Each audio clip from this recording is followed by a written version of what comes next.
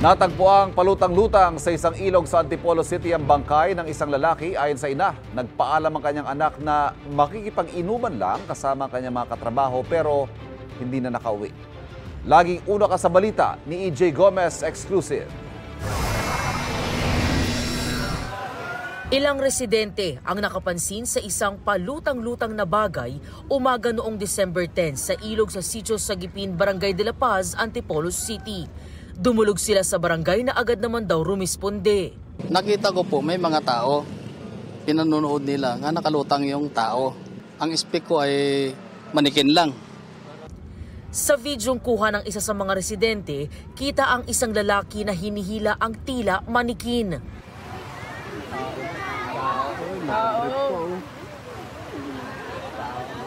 Tao nga, hindi manikin.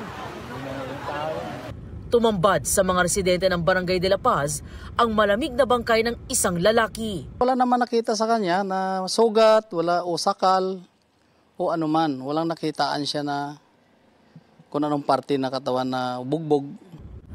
Kinilala ang biktima na si Melvin Restre, 26 anyos na construction worker. Ayon sa ina ng biktima, December 8 ng umaga nang huli niyang makita ang anak. Nagpaalam daw siya na makikipag-inuman sa kanyang mga katrabaho. Tapos yun, hindi na siya nakabalik. Ang akala ko, nasa barak na siya. Tapos hanggang sa tagpuan na lang siya na nakalutang na doon sa tulay. Mukha na hindi na makilala.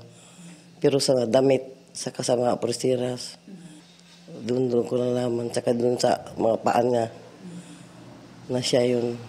Dagdag pa niya, wala naman siya nakaaway, saka nakaalitan. Manawagan ko sana